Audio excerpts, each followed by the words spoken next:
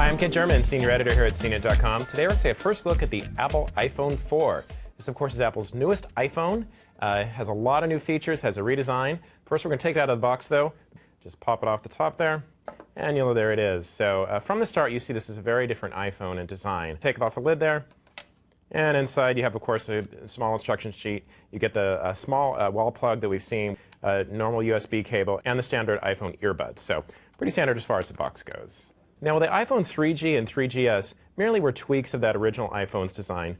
This is a lot different. It's flat on both the front and the back, so the nice thing is it doesn't wobble when you put it on the table anymore.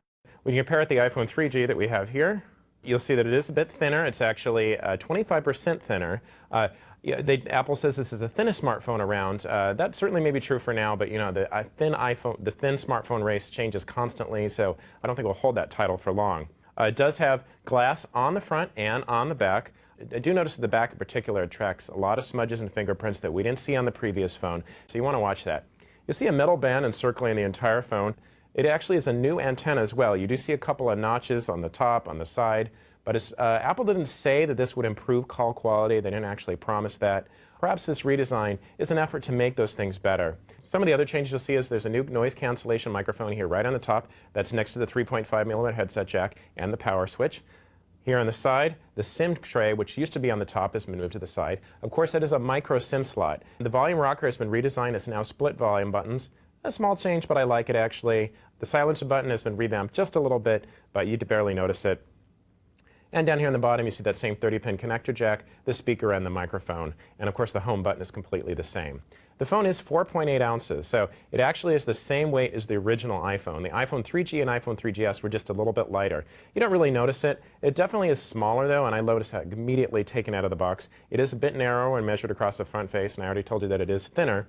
I do think that when I look at it alone, it certainly looks small, and of course, you particularly notice it when you put the phones side by side. A couple other changes in design. You see that there's a camera right here that is a VGA camera. You can use that for self-portraits or for the FaceTime video calling feature. It is 5 megapixel. It also records HD video. The iPhone 4 isn't the first handset to offer this feature, but it certainly works well. We recorded some quick videos and they looked really great. There's still no white balance or brightness or color tones or anything like that, but I'm kind of used to seeing that from Apple. They've never really taken the camera and added a lot of customization with it, but I think with these updates, it certainly makes the camera pretty good. Along with the new camera, you will know a couple of tweaks to the interface. There is a control for the flash. You also see a small control for switching between the front and rear cameras. So everything's really accessible up front, so it's pretty cool. The FaceTime feature is Apple's new video calling feature. That's, of course, the video chat service that you can use with another iPhone 4 person and be able to chat over the air. You do need to be on Wi-Fi to use it. Just for the time being, they say through the end of this year. The video can be a little pixelated, it can be a little jerky. I think it works pretty well though, and it's certainly fun. I just can't imagine it lasting much past the novelty stage. Here's the other restriction.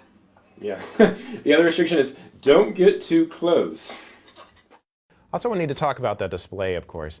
This is Apple's Retina display, and the reason they call that is they say that its resolution is beyond what's perceivable by the human eye. There's been some debate about whether that's really true, but I can say that the display is absolutely stunning.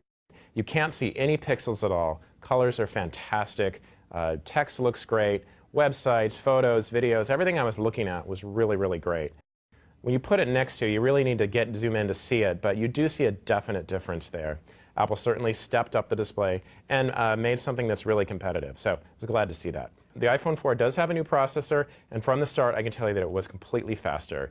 Doing anything, opening apps, going between menus, especially that camera shutter actually, that was really, really quick. But this phone is certainly faster than what we've seen before. As I said, the iPhone 4 does have a bigger battery. Of course, we haven't done a full battery drain yet, but just in the brief testing I've done, it seems like it's doing it well. With the multitasking that we saw with iOS 4, there of course is the concern that that will put a drain on the battery faster. The way Apple designed multitasking, they say that it isn't going to do that, and I haven't found anything yet, but it's always nice to see a bigger battery, so certainly welcome those.